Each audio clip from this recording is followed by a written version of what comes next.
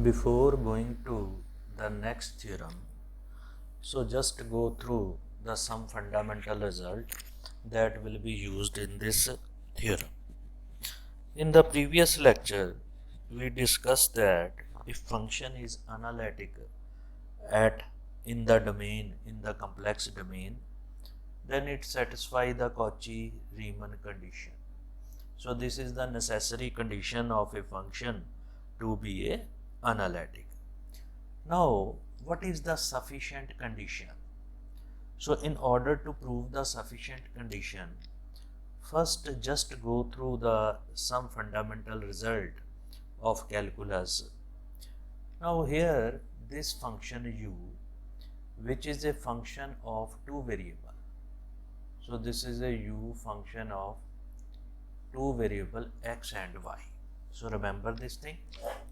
And similarly, v is again a function of two variable x and y. Now, the function, its partial derivative exists and continues if ux, uy and vx, vy are continuous. It means its partial derivative exists and continues. In that case, so here I write ux, which is equal to curly u by curly x. Similarly, uy, which is equal to curly u by curly y, curly v by curly x, which is vx, curly v by curly y, which is vy. So this is a partial derivative of u and v. Now partial derivative if exists and its derivative are continuous, so in that case we know that the delta variation of u, it means small increment of u, which is equal to curly u by curly x, curly u by curly x into dx, mean delta x, small increment in x, curly u by curly y into delta y plus alpha 1 into delta x plus alpha 2, or we can also write it as beta 1 into delta y. So this alpha 1 and beta 1 approaches to 0 when delta x and delta y approaches to 0. So alpha 1 and beta 1, this approaches to 0 as delta x approaches to 0 and delta y approaches to 0. Similarly in case of function v, which is a function of x, y. So this curly u by curly x, this is represented as ux into delta x, this is represented as uy, and this is alpha 1 and beta 1. So this is possible if its partial derivative exists and their derivative are continuous in domain, then it satisfies this condition. So delta u, which is a small increment in u, and delta x, which is a small increment in x, delta y, which is a small increment in y. So this is the basic result of calculus that we will use in this theorem. So that why I discuss it so before the theorem. Now what is the sufficient condition? So in the necessary condition, only if the function is analytic, then it satisfies u and v satisfy Cauchy-Riemann condition. But in the converse part is not true. What is the sufficient condition? If function is analytic in a domain, if u and v are differentiable in D. So first condition is u and v are differentiable in D, and second, and also satisfy Cauchy-Riemann condition, and second is its partial derivative mean ux, uy, vx, vy all exist and are continuous in D. So that is given condition that will help us to prove that result that we discussed earlier. Now, proof of this result. Solution. Proof of this result. The given is the partial derivative ux, uy, these are continuous. So since ux and uy, ux, uy, vx, vy all are continuous in domain D. So that is given part. It implies the small increment delta u can be written as ux delta x plus uy delta y plus alpha 1 delta x plus beta 1 delta y. So this is equation number 1. Suppose. Similarly, in case of uy, in case of vy, so delta v, which is vx delta x, vy delta y plus alpha 2 delta x plus beta 2 delta y, which is equation number 2. Clear?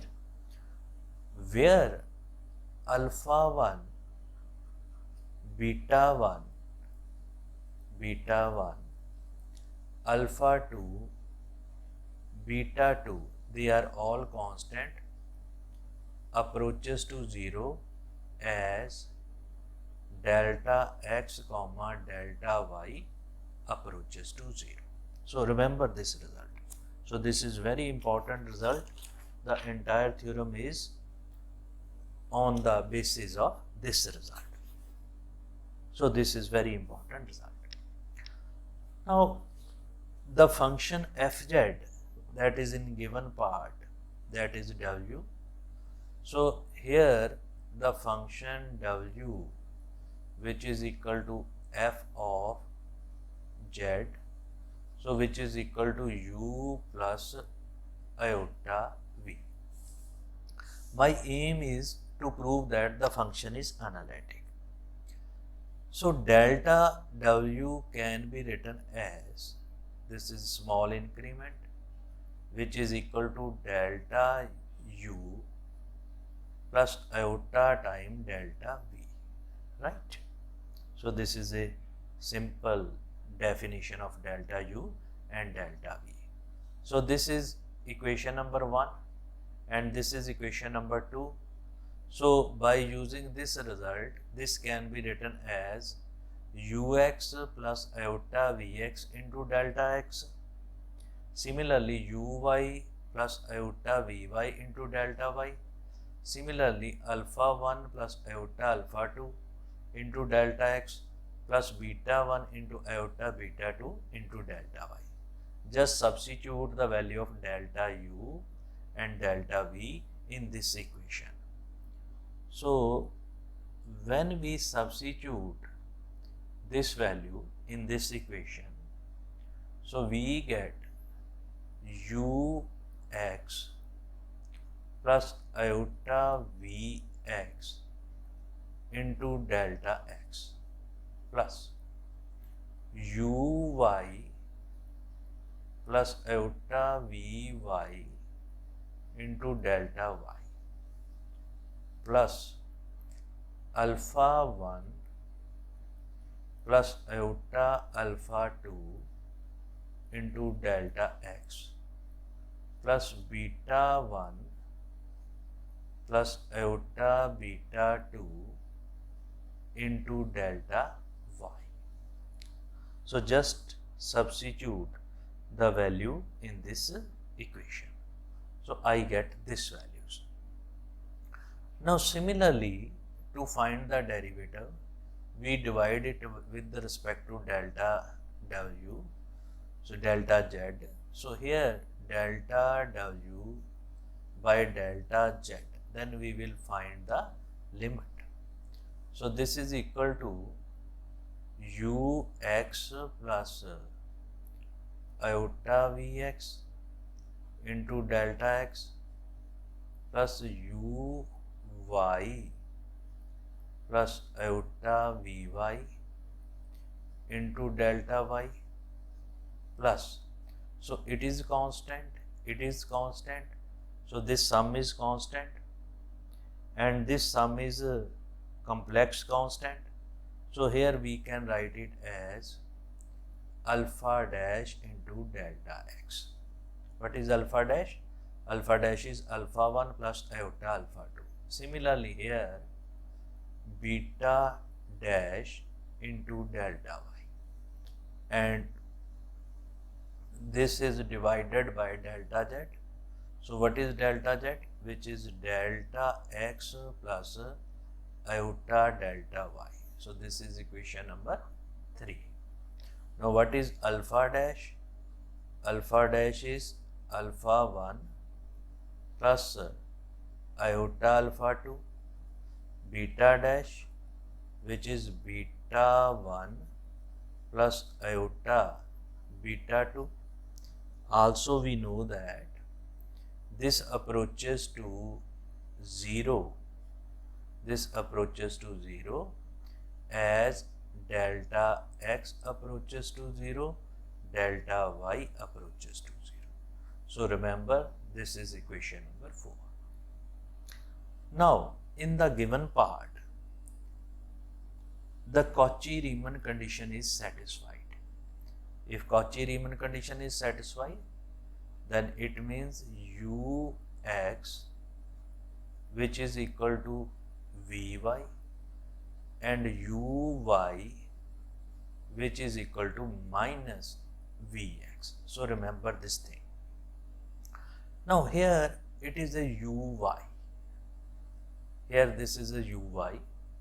So here it is a uy. So this will be converted into minus vx, and here it is a vy. If it is a vy, so this will be converted into ux, right? So this is iota ux. Now this term ux and this term ux, adding these two terms, we get ux is a common into delta x plus iota delta y, right? So this is our first part of this result. So delta w over delta z, which is equal to ux, which is equal to ux into delta x plus iota delta y. So this is our first term. Second term. Now similarly, in the second term, see that, so this is iota vx delta x, and here it is a iota vy, means minus here it is a minus iota, this is a minus iota vx delta y, this values, right? So here it is iota vx, here it is minus vx. So minus vx may be written as iota square vx, this values, clear? Here it is iota vx, I repeat, Here it is iota square Vx. If we take iota as common, so what we get? We get iota Vx into, we get iota Vx into delta x plus iota delta y. This values, right? So what is next term? So this is first term and second term, and next term is, this is divided by delta x plus iota delta y, right? Now what is next term? Plus. So just to see what is the next term. So what is next term? If we see that, so this is a alpha dash delta x over this, and that is a beta dash delta y over this.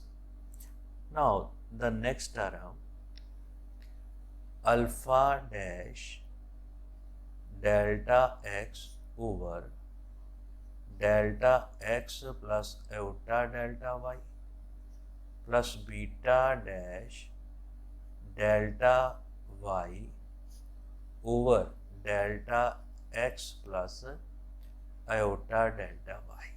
So this is a equation. Now this term cancel with this term cancel with this term, so we get ux plus iota vx. So the given equation will become delta w over delta z, which is equal to ux plus iota vx plus alpha dash delta x over delta x plus iota delta y, and similarly beta dash, which is equal to delta y over delta x plus iota delta y, this values. So this can be written as, to find the derivative, this delta z approaches to 0. So this can be written as w delta over delta z minus, this is ux plus iota vx, this is equal to alpha dash delta x over delta x plus iota delta y plus beta dash delta y over delta x plus iota delta y. Now taking the absolute values on both sides, so we get these values.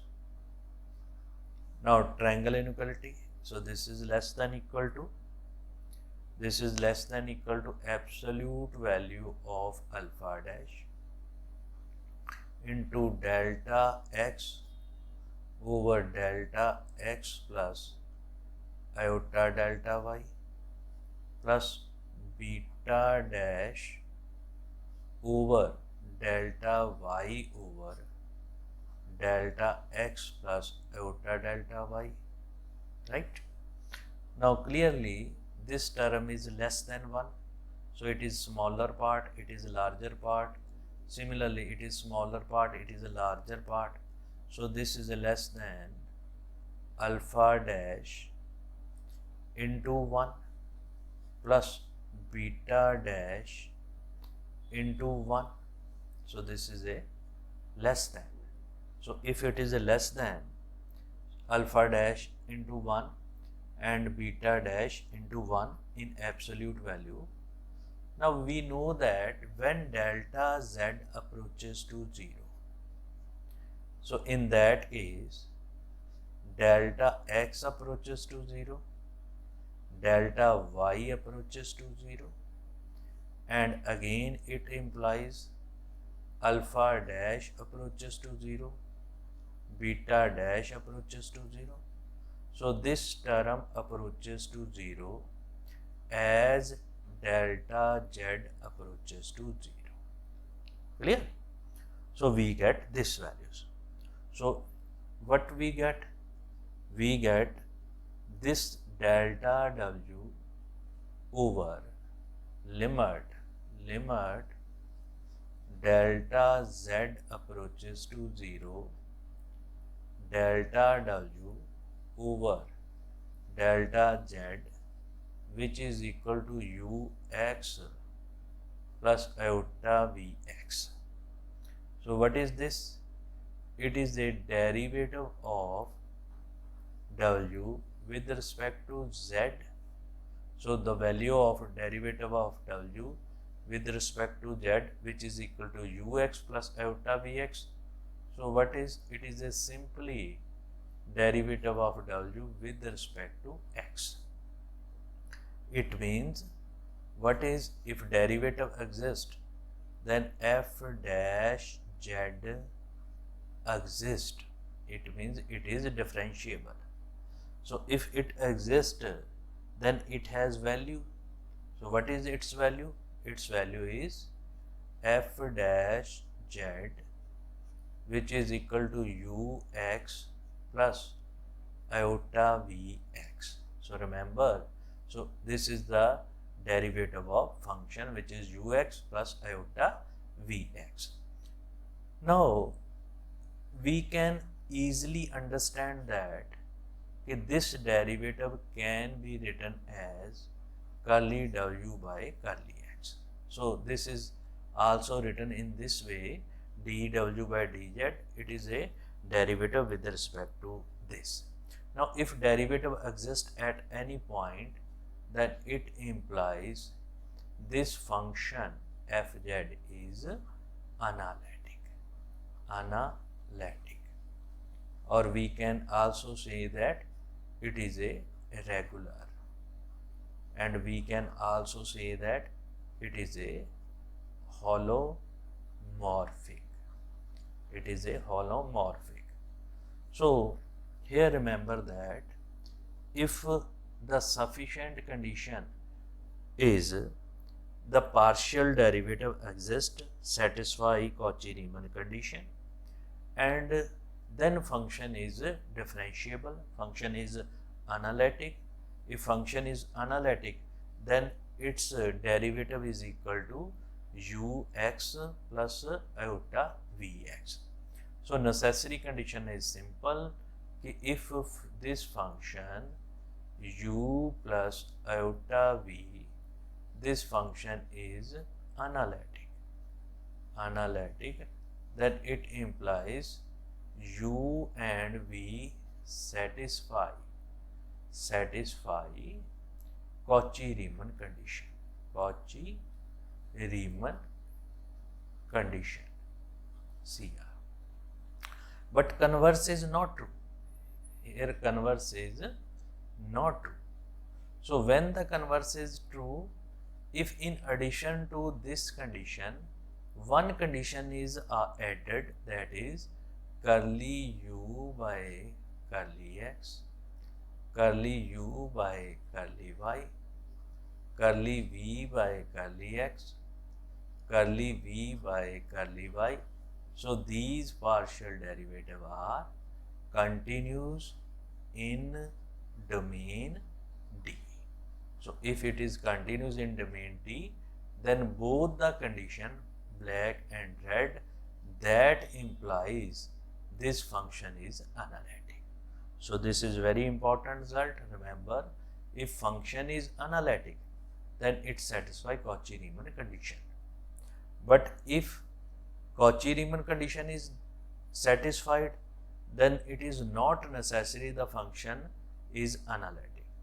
In that case, function will be analytic if its partial derivative are continuous in domain D. So if these both condition will satisfied, then the function will be analytic. So this is the proof of this theorem. So next theorem we will discuss in the next lecture.